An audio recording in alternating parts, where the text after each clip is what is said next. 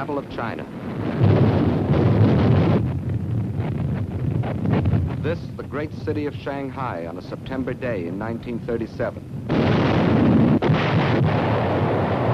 This, the fearful beginning of a new kind of war. This, the first mass bombing from the air of a helpless civilian population.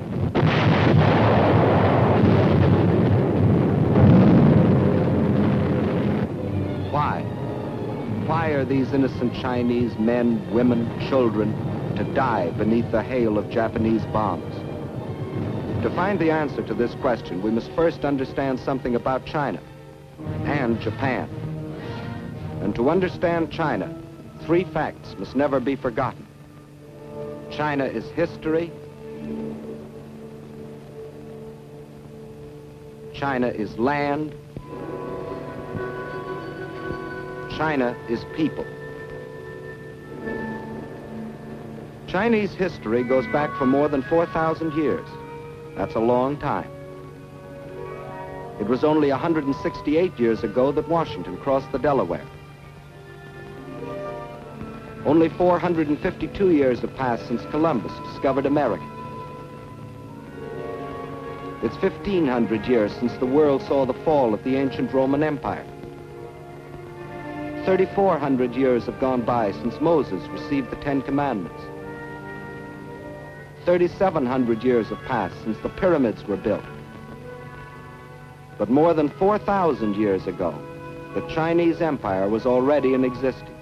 And more important, so was the Chinese civilization, a civilization of art and learning and peace.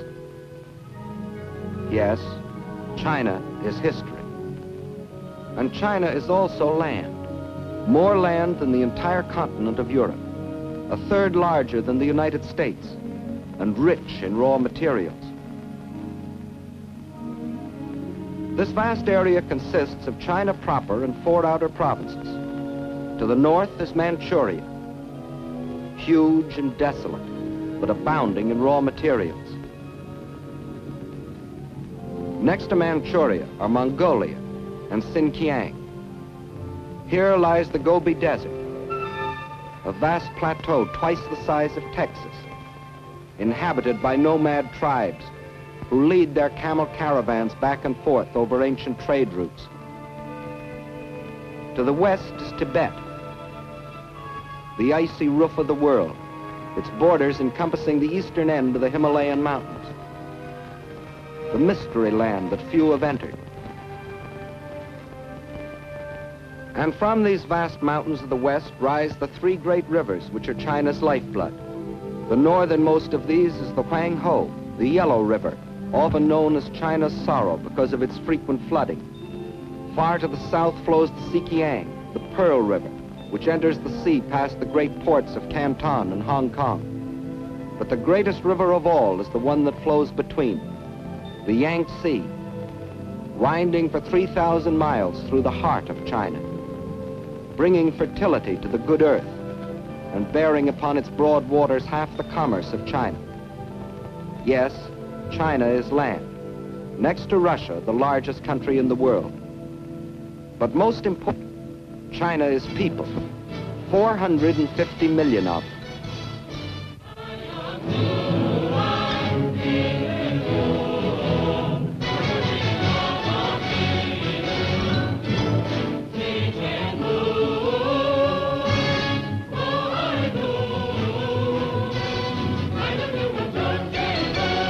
If the whole population of China were to walk past you, 4 abreast, there would never be an end to the procession, for new Chinese would be born and would grow up before the last man could pass by. Of every 5 persons on the face of the earth, 1 is a Chinese. And since 1/5 of all the human beings in the world are Chinese, we should know what sort of people they are. Well, in all their 4,000 years of continuous history, they have never waged a war of conquest. They're that sort of people. They developed the art of printing from movable type.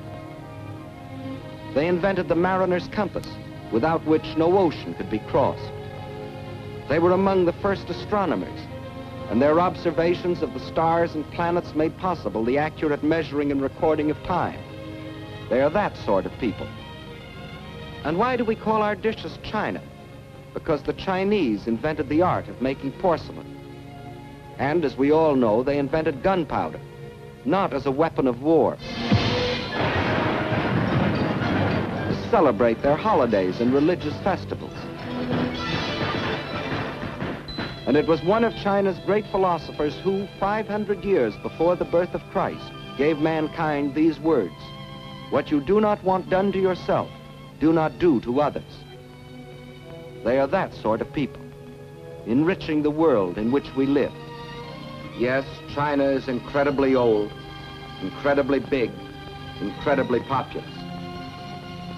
Yet it was until recently a land with which few of us concerned ourselves. But now a great change has taken place. China is now our fighting ally, or more accurately, we are China's. For China has been fighting our enemy, Japan, for 7 long years. Why is this? Why have the Chinese, who in all their 4,000 years of history had never waged an aggressive war, been forced to fight and die by the millions? Because China is land, 4 million square miles of it. And because China is people, 450 million of them. And because Japan had a plan to use them both. That plan was finally stated in the Tanaka Memorial, a blueprint for world conquest, formulated in 1927 by Baron Gishi Tanaka, the Japanese foreign minister. In order to conquer the world, we must first conquer China. Here was their mad dream. Phase 1, the conquest of Manchuria for raw materials. Phase 2, the absorption of China for manpower, piece by piece, so as not to arouse the rest of the world. Phase 3, a triumphant sweep to the south to seize the riches of the Indies. Phase 4, the eastward move to crush the United States. One fact was obvious.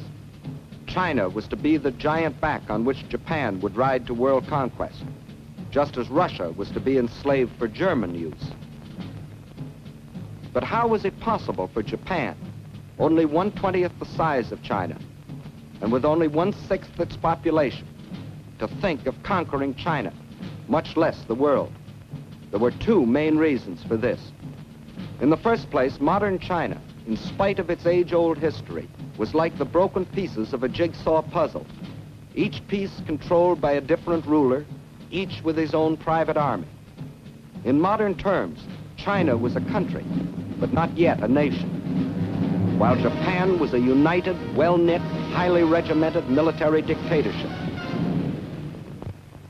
The second reason lies in the uses each country made of our Western civilization. Let's see what China took.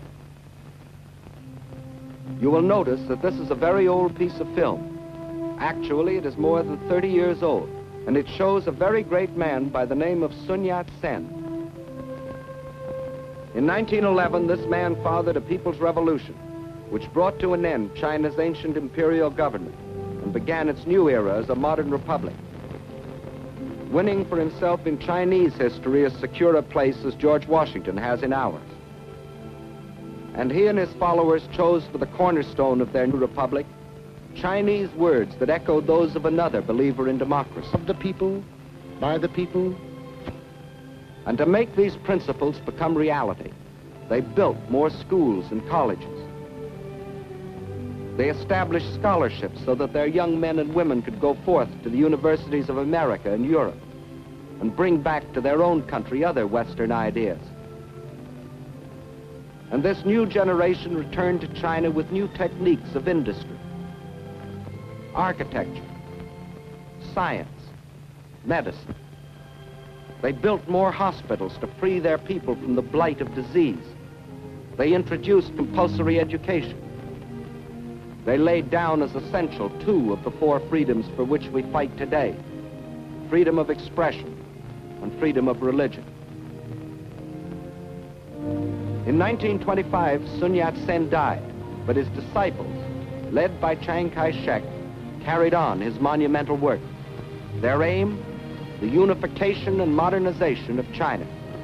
Chinese industry was old-fashioned and inefficient. Transportation was slow and inadequate. But now railroads began to link the great seaports and river harbors with the inland cities. A network of highways began to stretch beyond the railroad lines into the deep interior. After leaving them untouched for centuries, China was beginning to use her vast store of raw materials.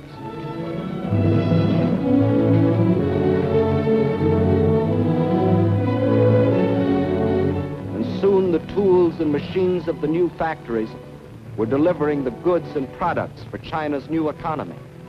For the Chinese believed in using the best of Western civilization for the progress of their country.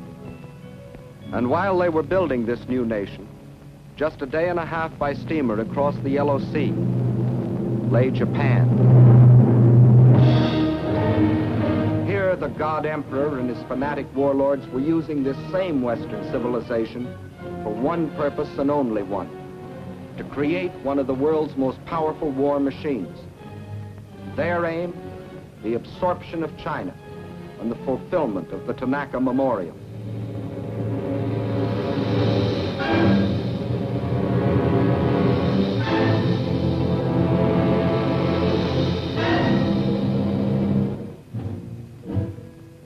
For years, Japan had deliberately copied military weapons and industrial techniques discovered in other countries. For years, Japan, under the pretext of lacking raw materials for industry, had been buying in every corner of the world materials not only to build this war machine, but materials which could be stored to feed it in the war of conquest they were planning. For years, while other nations were trying to outlaw war by reducing armaments, Japan was feverishly and secretly building a modern army, a modern navy, a modern air force to strike its infamous blow at the civilized world. And we all now know about the islands in the Pacific that Japan fortified in violation of all international treaties.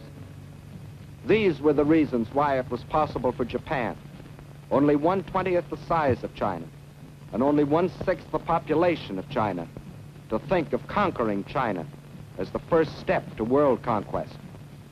And as you have seen, in 1931 they embarked on phase one, the occupation of Manchuria. The small bonfire that the Japanese lit in Manchuria was to grow and spread with uncontrollable fury until the entire world was aflame.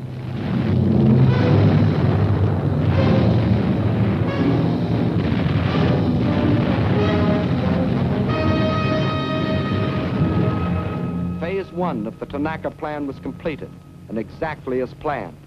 The Japs had been confident that this first and sudden land grab could be accomplished without their becoming involved in a major war. And they were right. The unification of China was still too remote for the Chinese of the South to care what happened to their kinsmen in the North. Using the step-by-step technique, a few months later, the Japs took a crack at Shanghai.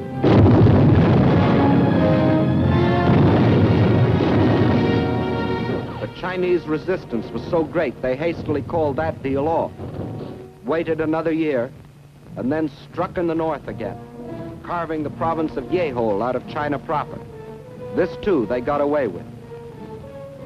The world criticized, the Chinese protested, but still the Japs got what they wanted, another piece of China, and without a war on their hands. And to rule over Manchuria and Yehol, the Japs then set up a puppet government under their stooge, Henry Puyi, the Chinese quisling prince. But the leaders of New China remembered that in other centuries, other barbarians had invaded their country.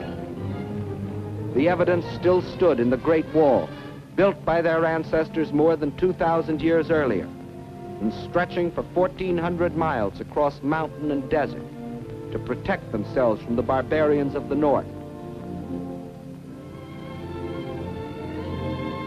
Of the Great Wall, it has been said that it is the only work of man which would be visible from the moon. But the Chinese knew that modern barbarians can't be stopped by a wall. however strong or high. They can't even be stopped by people, unless the people are united. And by 1937, the unification of China was making such progress the Japs got worried. The one weapon they could not permit China was unity. They would strike again before China could become a nation. This time it'd be a big bite. 5 more northern provinces out of the heart of China. At the United States Embassy in China as military attaché for a number of years was Colonel William Mayer. Let him tell you what happened. The first thing the Japs did was to prepare their usual fake alibi. This time it wasn't a damaged railway track, as it had been in Manchuria in 1931. A Jap soldier had disappeared. Obviously, he'd been kidnapped by the insolent Chinese. Once more, Japan's honor had been insulted. Once more, the insult must be avenged. So, on the night of July 7th, 1937, at the Marco Polo Bridge near Peking, the Jap war machine struck.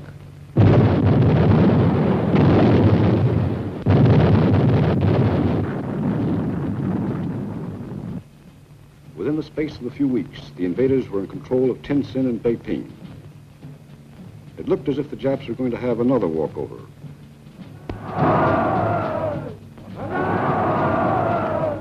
Now the Japs sat back to digest and organize this new conquest. The peace-loving Japanese didn't want a war if they could get their land grabs without one. But this time they were in for a rude surprise. This time, instead of protesting or negotiating, the Chinese struck back. And not in the north, but at Shanghai, where the Japs least expected it.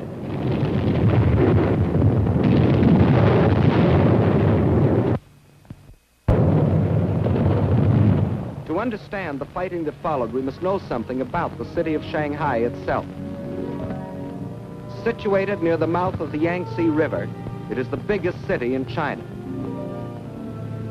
As the largest seaport in the Far East, it dominated the commerce and foreign trade of China. And through its great docks and channels passed most of the wealth of the Orient. In Shanghai, truly the East met the West.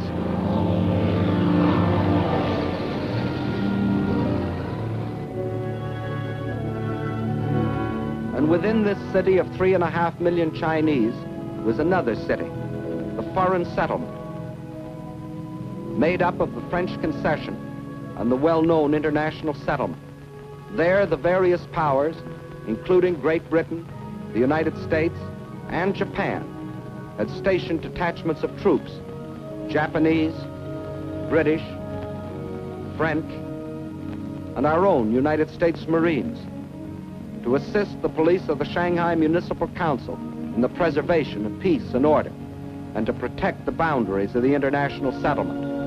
These detachments were limited in size, but the Japs secretly, and in violation of all treaty agreements, had increased their garrison so that when fighting started on the border of their concession in August of 1937, they thought they were fully prepared for any eventuality.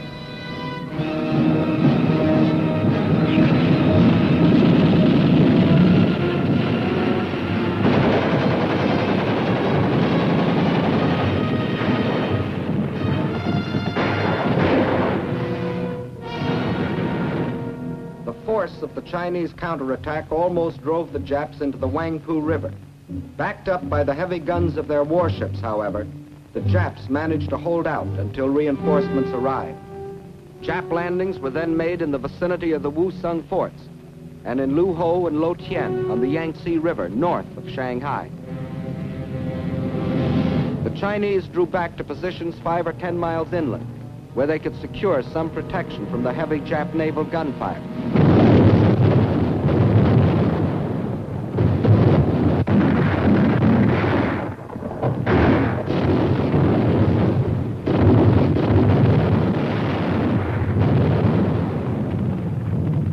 At the same time, the invaders succeeded in making a surprise landing some 20 miles to the south of Shanghai, put 2 divisions ashore, and pushed rapidly north to outflank the city.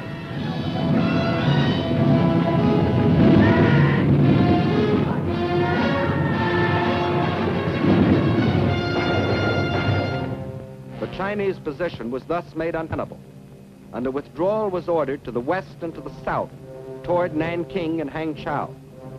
But only about half of the Chinese army that had fought at Shanghai was left to withdraw.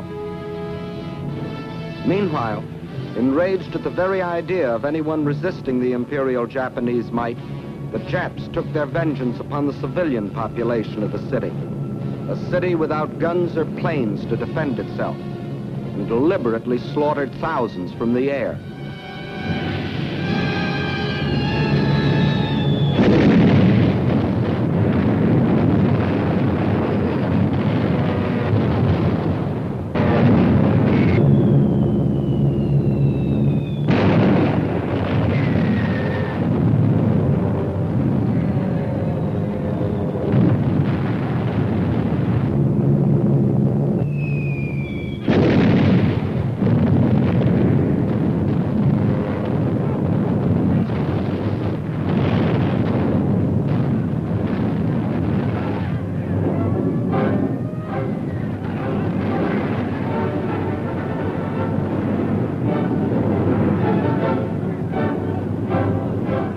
There was refuge inside the international settlement, where Japan was afraid to bomb the property and people of the foreign powers, just yet.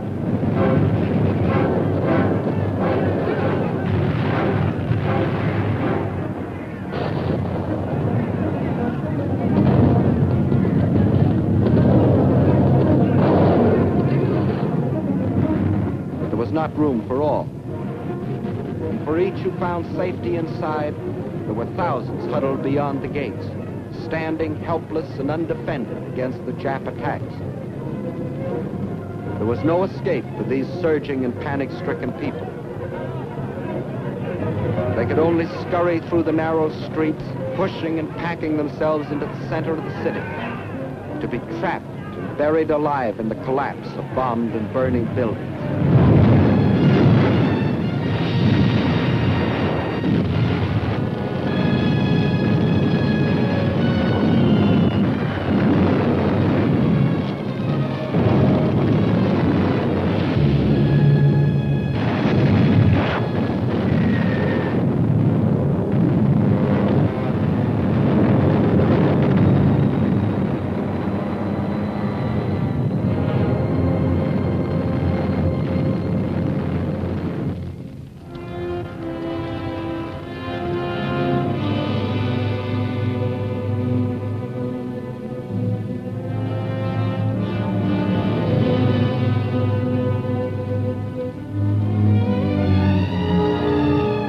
Thus, the Japanese introduced the world to a new kind of war.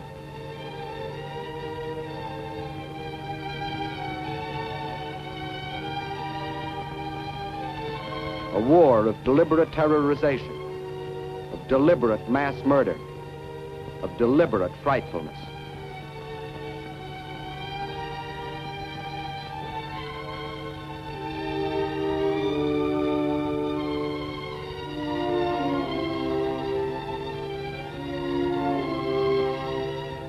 When the campaign was over, the Japs occupied the entire peninsula east of Shanghai. Reorganizing rapidly, they then launched a coordinated drive on Nanking. One column pushed along the railroad while another swung further to the south. This column then split and continued its drive, hoping to cut off any possible retreat of the Chinese armies defending Nanking.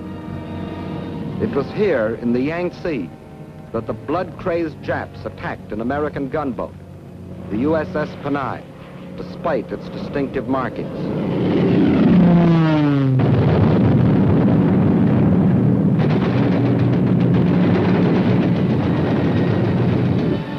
The ship was bombed and sunk with the loss of American lives. The first American warship to go to the bottom in this war.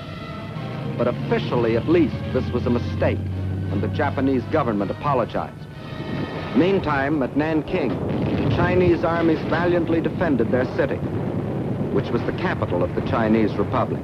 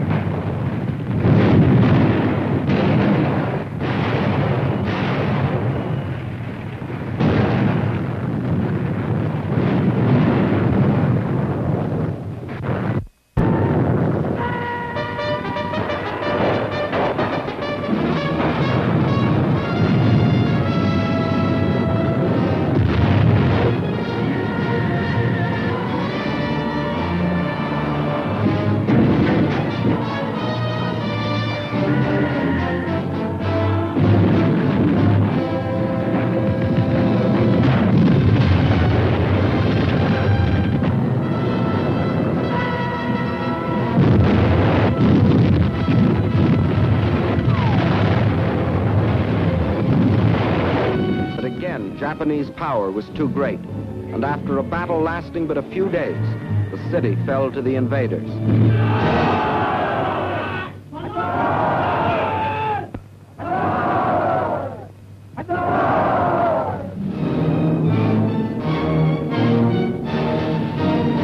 In their occupation of Nanking, the Japs again outdid themselves in barbarism.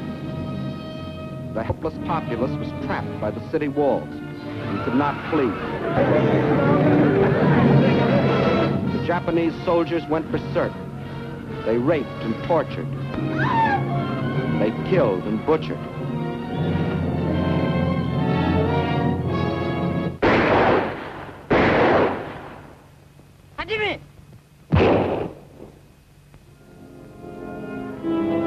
In one of the bloodiest massacres of recorded history, they murdered 40,000 men, women, children.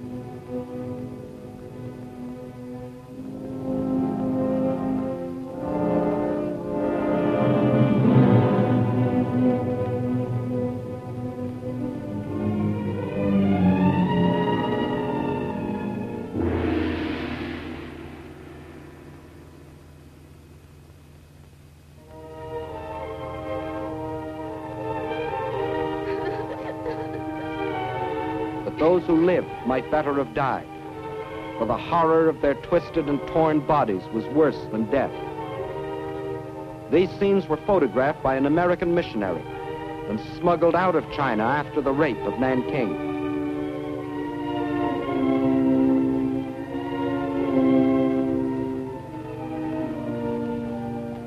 This nightmare of cruelty was all the more horrible because it was deliberately planned by the Japanese High Command to tear the heart out of the Chinese people once and forever.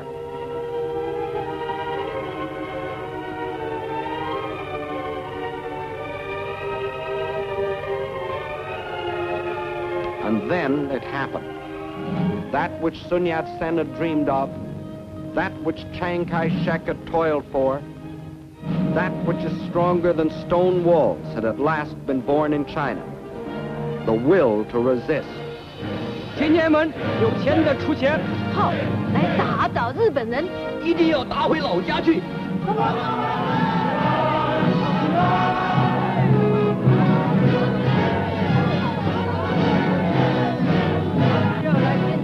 In their last bloody blow, the Japanese had accomplished what 4,000 years had failed to bring into being: a united China, an aroused China.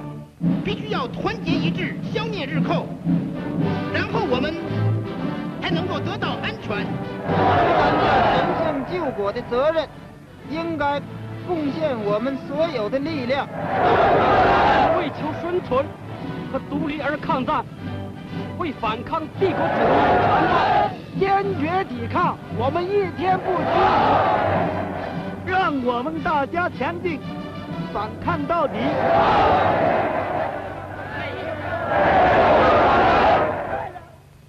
But the Chinese knew that the will to resist was not by itself enough.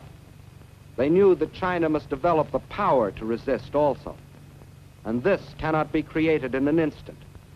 So they too made a plan.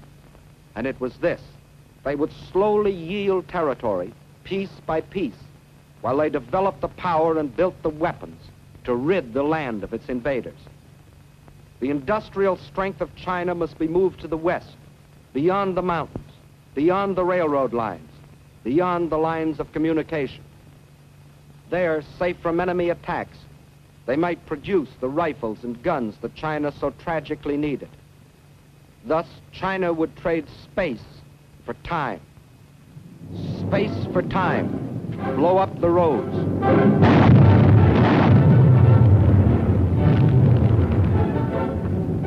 Space for time, scorch the earth.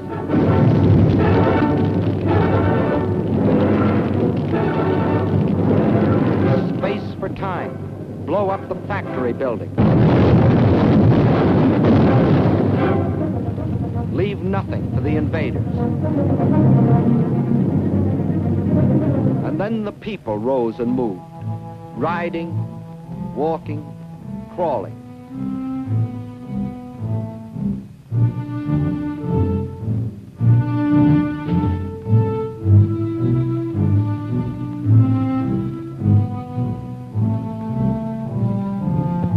30 million of them, spontaneously driven by an epic impulse, rose and made their way westward. The earth teeming with them, moving westward on a trek that stretched through 2,000 miles of roadless wilderness. Thus the world witnessed one of the most amazing spectacles in human history, the greatest mass migration ever recorded. Whatever could be of use and could be moved, the Chinese took with them on a Homeric journey.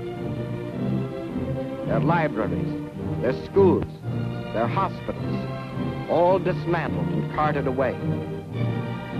The machinery from over 1,000 factories, weighing over 300 million pounds, was moved away in trucks and ox carts and on their backs, 2,000 miles away, 2,000 miles westward.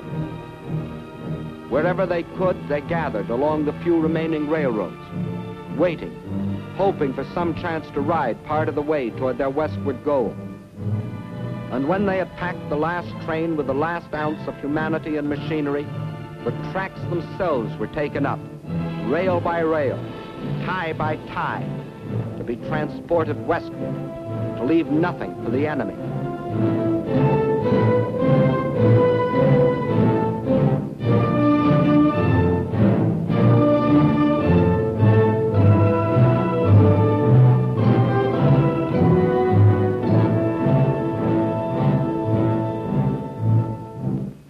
Every river pointing westward was heavy laden. Every sampan, every barge was pressed into service, weighted down to the water's edge with the precious tools for new China.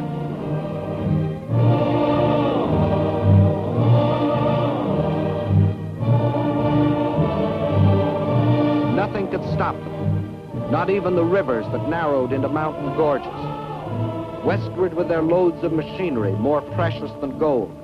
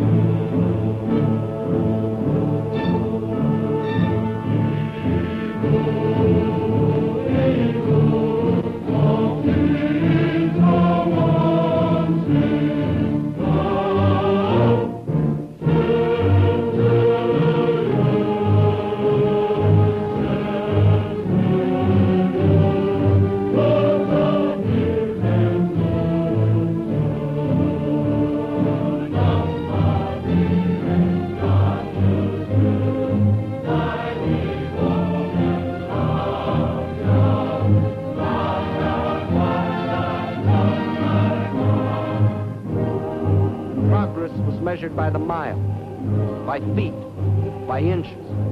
The trail they broke was moistened every step of the way by their sweat. Where there were no trains, no boats, no ox carts, there were still willing hands and willing feet and straining backs. 30 million people moving westward. Westward from the invader. Westward from slavery and death. Westward to freedom.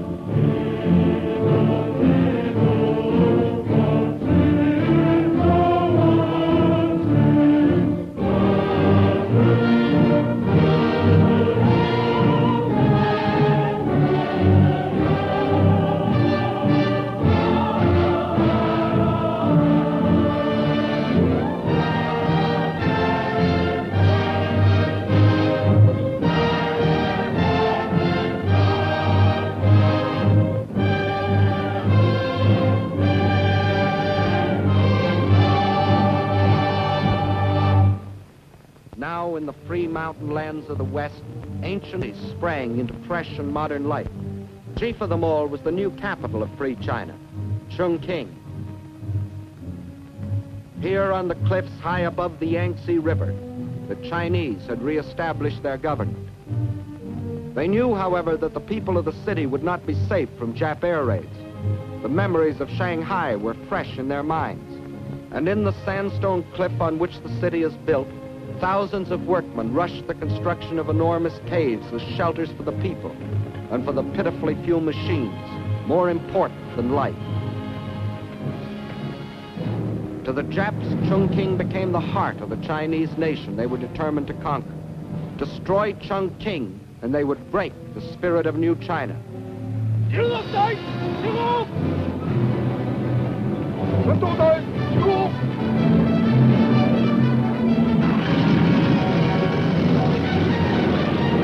As they couldn't reach the city by land, they would send their bombers to blast it from the face of the earth.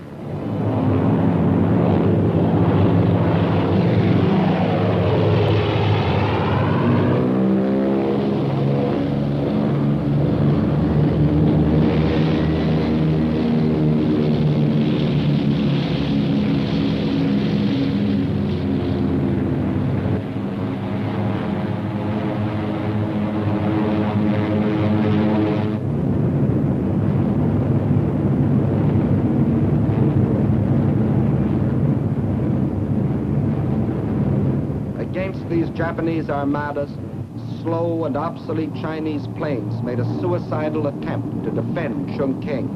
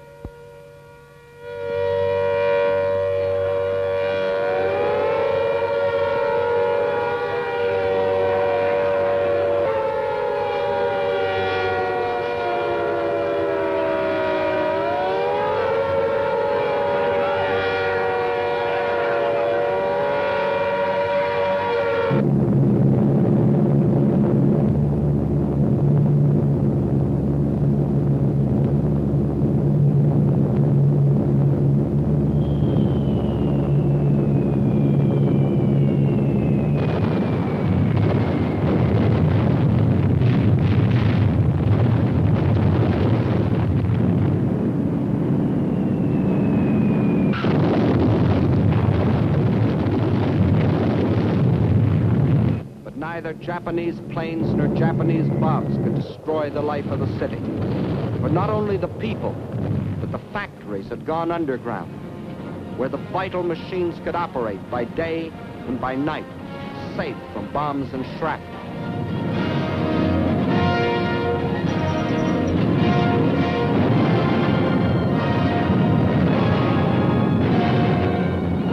This time, the Chinese had anticipated their enemy. In spite of bombs and fire and destruction, this time the Chinese stood fast.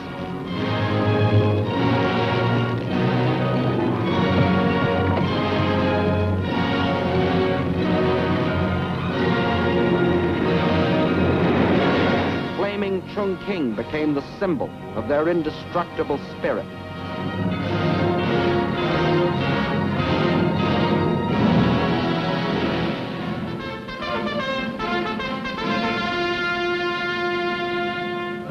Now the call to arms sounded throughout New China.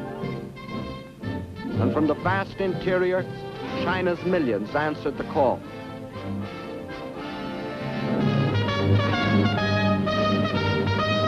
They came from the south and from the north, from the east and from the west, to form a people's army. With a new faith in their hearts, men and women left their homes and farms to fight for something bigger now than each man's home, and each man's farm, and each man's life. They were fighting for New China.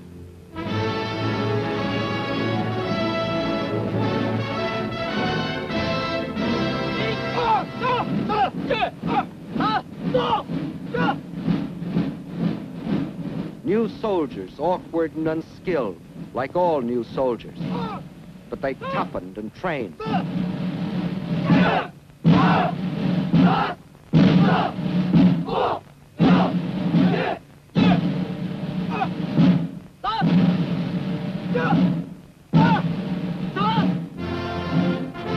They learned the discipline and order of drill.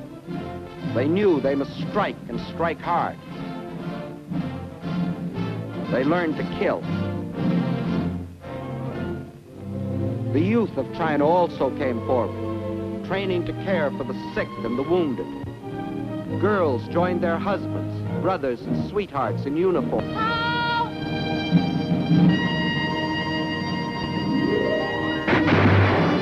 And to the aid of China came volunteers from other lands, men who pledged themselves to fight against tyranny and oppression no matter where. Americans like the legendary Colonel Chennault and his Flying Tigers, who, with their few American planes, were knocking down enemy planes at the fantastic ratio of 20 nips to 1 of their own. The Japs had hoped to ride to world conquest on the back of the giant Chinese workhorse. Phase 2 of the Tanaka Plan called for breaking the horse to their will, but the great patient horse refused to be broken. The enraged Japs saw their whole plan of conquest bogging down.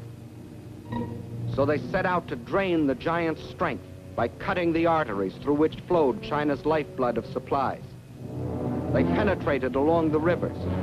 Railroads destroyed by the Chinese were rebuilt with slave labor as the Japanese moved inland to secure control of key rail lines and important communications. And China's supply lines from the outside world were cut off by Jap warships blockading the coast. The Japanese strategy was the isolation of China. Port after port was occupied. This meant China was being cut off from supplies she couldn't manufacture for herself, supplies she was getting from her Western friends. Without oil, gas, guns, and planes, China was doomed. With the whole of the Chinese coast in the hands of the Japs, there would only be 2 routes over which to bring the vitally necessary materials. From Indochina, a narrow-gauge railway ran inland from the sea to Kunming, connecting with a truck road that went to Chongqing. But its capacity was limited. And then there was the old trail of the camel caravans from Russia across the Gobi Desert, which could bring in even less. Not only did these routes provide too little for China's needs, but they were too near Jap territory to be safe. There was only one other possibility. In Burma was a railroad that ran from the port of Rangoon to Lashio. Separating it from the truck road at Kunming were hundreds of miles of high mountains and deep river gorges. If this stretch of tortuous mountain trails could be replaced by a modern highway, where now only pack trains could pick their plodding way, China would have a practical supply route to Burma and the sea. Several internationally known firms of engineers were called in to do the job. They said the work might be completed in 6 or 7 years, if China could supply them with the most modern machinery. But China didn't have the modern machinery, nor did she have the 6 or 7 years. So she began building the road with her bare hands.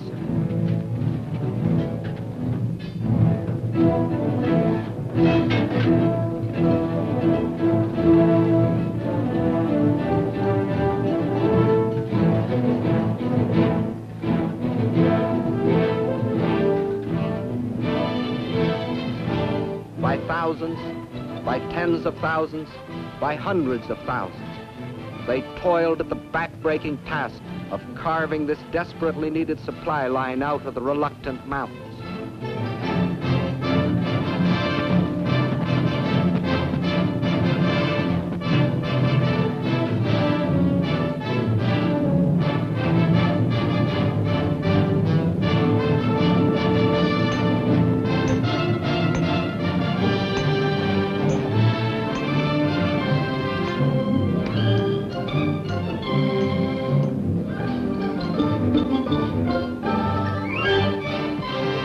Out of their toil and their sweat, they created the Burma Road, not in 6 or 7 years, but in less than 12 months. A monument to the new spirit, to the new China. As soon as it was completed, the road went into immediate service.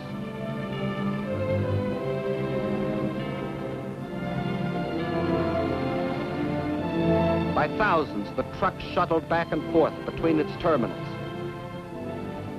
climbing to nearly 10,000 feet, around hairpin curves, along the edges of sheer precipices, where passing trucks had barely 1 foot of clearance.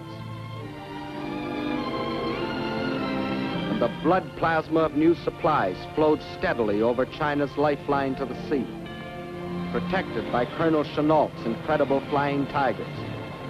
But Chinese sacrifice cannot be measured only in miracles of construction. It must be counted, too, in the tragedy of destruction. For while still the Burma Road was being built, the invading Jap armies had fanned out and straddled fully 2/3 of the railroad lines of the country. In the summer of 1938, they set out to capture the remaining 1/3, starting with the vital railroad junction at Chengchao. Chengchao is situated on the banks of the Yellow River, China's sorrow. Originally, the river flowed from Chengchao southeastward to the Yellow Sea. But nearly a century ago, a great flood abruptly changed its course, swinging it far to the north. For generation upon generation, as the spring floods rushed down to the sea, thousands of Chinese worked on the dikes to hold the river in its new course, protecting their homes and their crops.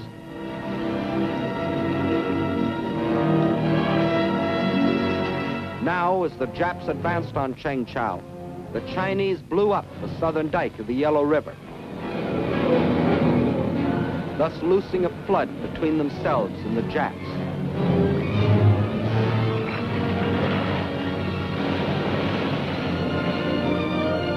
Once more, the river flowed in its old course, forming a barrier which to this day has prevented the Jap from entrenching himself in this area. Thus, once more, with no thought of the human sacrifice or the material cost, the Chinese traded space for time. And the Chinese had still other tricks to pull from their patched and faded sleeves. You will notice that this map of Jap conquests doesn't look like the military maps you have seen in the previous films. By all military standards, it should have looked like this, which is the way the Japs wanted it to look. But the Japanese were learning that the occupation of Chinese cities and control of Chinese rivers and railroads still was far from meaning the subjugation of China. For the Chinese had formed themselves into guerrilla bands, trained to harass the Jap forces. These guerrillas were mostly farmers who had stayed behind on the land when the Great Migration to the West took place. Peaceful farmers one day, deadly fighters the next. They made an unpredictable and uncontrollable enemy.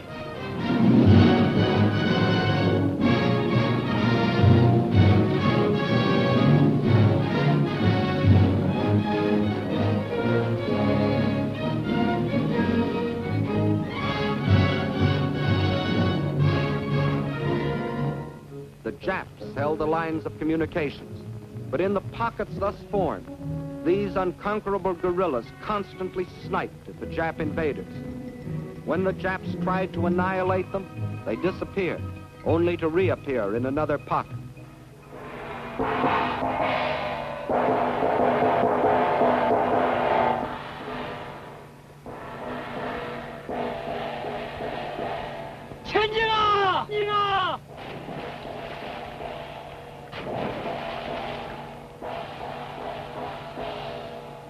Attacking with speed and surprise, they ambushed enemy patrols.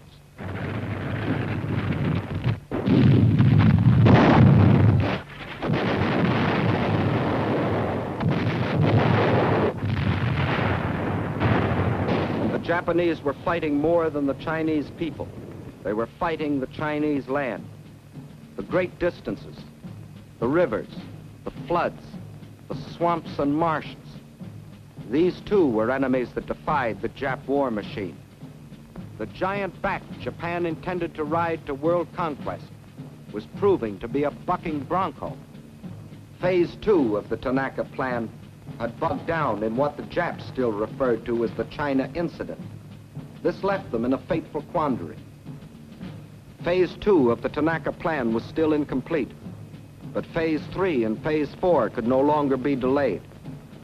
In Russia, the overwhelming German offensive was taxing Russia's military capacity to the limit, removing any Japanese fear of Russian interference.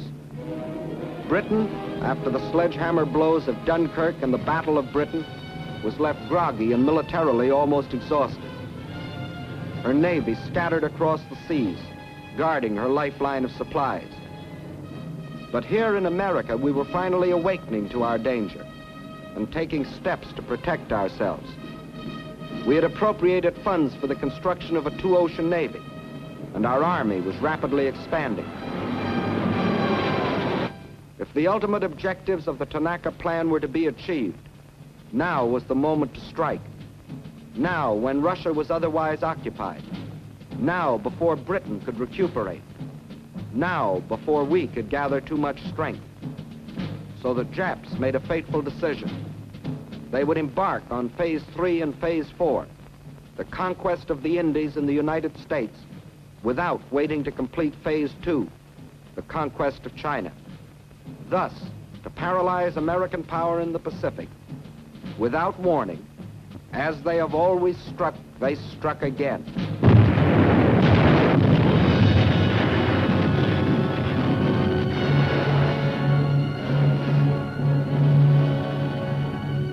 According to all the rules, China's position should now be greatly improved. For in her war with Japan, China now had fighting allies. Ourselves, the British, the Dutch. But it didn't work that way for China. For in those tragic early months of 1942, when we sustained defeat after defeat at the hands of our common enemy,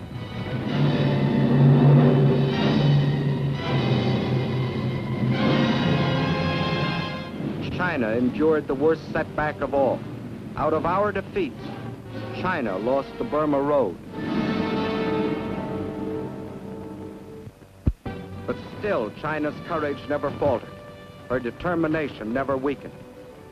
And in the history of those long and tragic months of black defeat in 1942, one bright page stands forth, a page written by our Chinese allies. Here is the city of Changsha. The Japs wanted it for two reasons. It was in the center of the Chinese rice bowl, and it was also an important railway junction. Twice before they had tried to take it, and twice before they had been thrown back.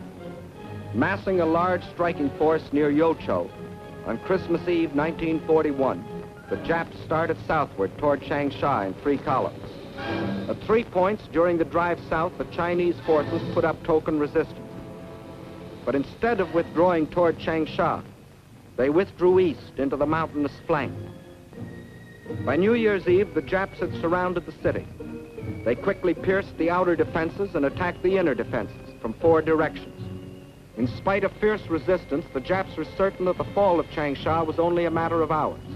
What they didn't know was that they had walked into a well-baited trap, for the Chinese forces which had withdrawn into the hills now swept down on the Jap supply lines and cut them to ribbons.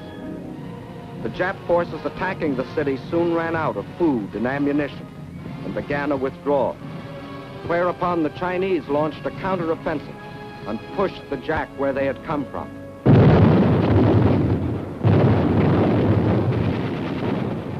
The Jap column was forced to run the gauntlet of continuous attack by the pursuing Chinese forces.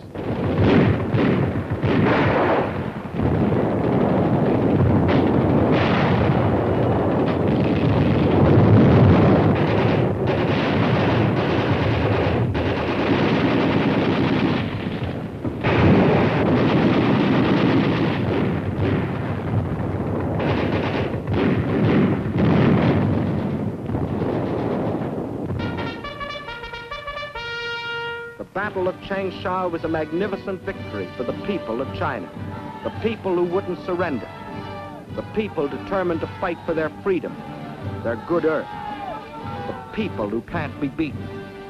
And as 1944 dawns, there is another and greater story being written. From the Aleutians to the South Pacific, we are on the offensive. In the jungles of New Guinea, in the Gilbert and Marshall Islands, on the shores of New Britain, on the broad Pacific waters, Japan faces the daily expanding power of the nations she attacked.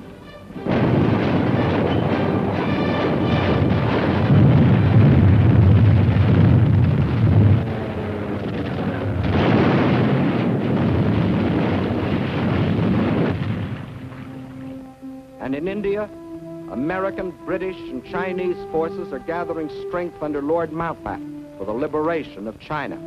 For China's war is our war, and now her millions belong not only to United China, but also to the United Nations. Leader of our American forces is General Stilwell, who has the unique honor of being the Chief of Staff of all the Chinese Expeditionary Armies. Division after division of picked Chinese troops are being flown in our planes from China to India, where they are armed and equipped with the most modern American weapons. Trained and hardened to spearhead the coming drive against Japan. Through enemy-held territory in northern Burma, the new Lido Road is being pushed. Over mountains, through jungle and swamp, from India to China, to connect with the old Burma Road. In the jungle on either side, American and Chinese patrols protect the road and strike at the Japs. Their supplies and ammunition brought in by plane and parachute.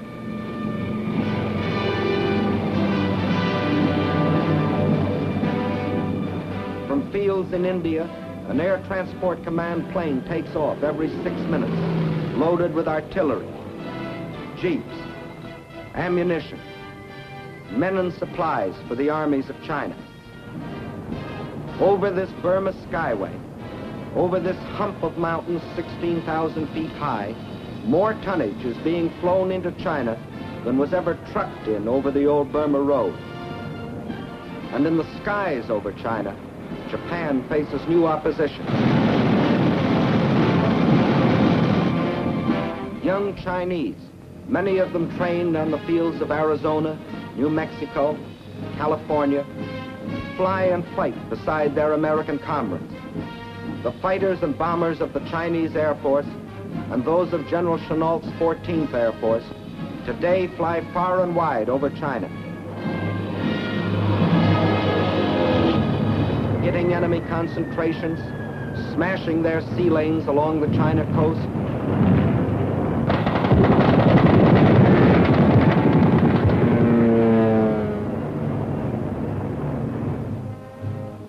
The same people that moved a nation 2,000 miles, that built the Burma Road, are building airfields out of stones, mud, and patient, tireless hands.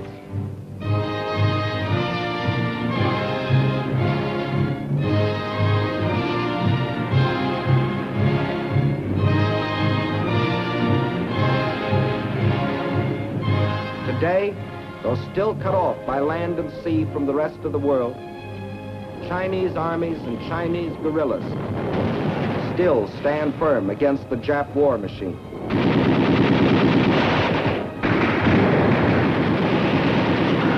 The oldest and the youngest of the world's great nations, together with the British Commonwealth, fight side by side in the struggle that is as old as China herself, the struggle of freedom against slavery, civilization against barbarism, good against evil. Upon their victory depends the future of mankind. We in China, like you, want a better world. Not for ourselves alone, but for all mankind. And we must have it.